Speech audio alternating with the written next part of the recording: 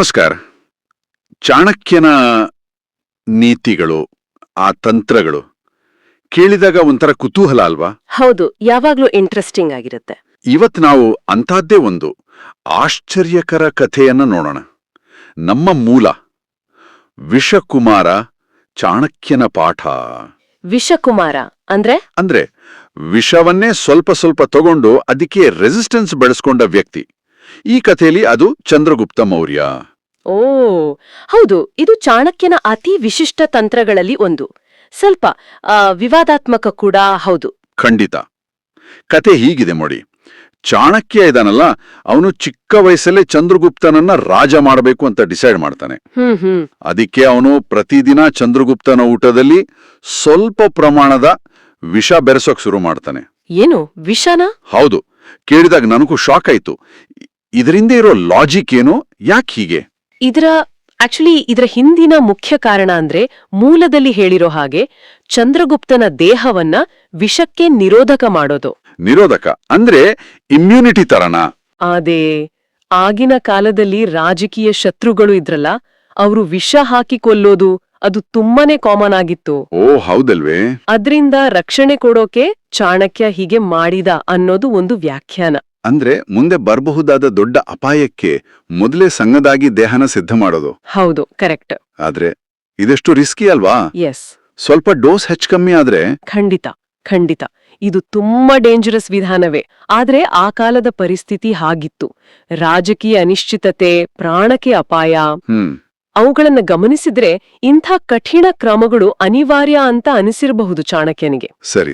ಇದು ಬರೀ ಶಾರೀರಿಕ ಸಿದ್ಧತೆ ಮಾತ್ರ ಅಲ್ಲ, ಆ ಕಾಲದ ಕಠಿಣ ಪರಿಸ್ಥಿತಿಗೆ ಬೇಕಾದ ಆ ಮಾನಸಿಕ ಸ್ಥೈರ್ಯ, ಹೌದು, ಮತ್ತೆ ಯಾವುದೇ ಪರಿಸ್ಥಿತಿಯನ್ನ ಎದುರಿಸೋ ಒಂದು ರಾಜಕೀಯ ತೀಕ್ಷ್ಣತೆ ಬೆಳೆಸೋ ಪ್ರಯತ್ನನೂ ಆಗಿತ್ತು ಅನ್ನೋದು ಗಮನಿಸಬೇಕಾದ ಪಾಯಿಂಟ್.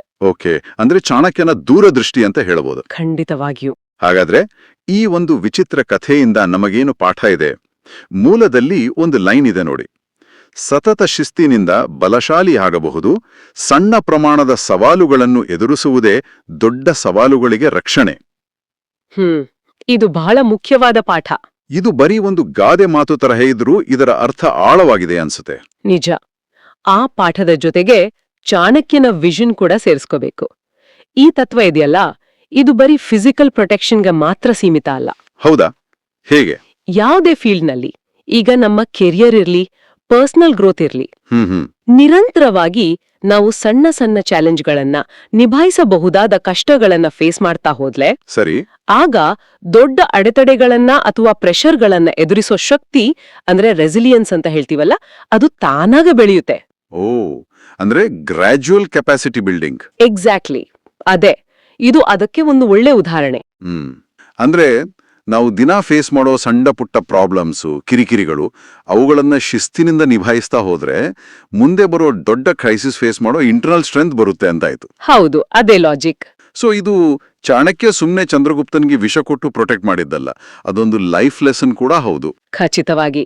ಇದೊಂದು ಪ್ಲಾನ್ಡ್ ಸ್ಟ್ರಾಟಜಿ. ಶತ್ರುಗಳಿಂದ ರಕ್ಷಣೆ ಒಂದು ಕಡೆ, ಇನ್ನೊಂದು ಕಡೆ ಆಂತರಿಕ ಶಕ್ತಿ ವೃದ್ಧಿ, ಎರಡೂ ಒಟ್ಟಿಗೆ.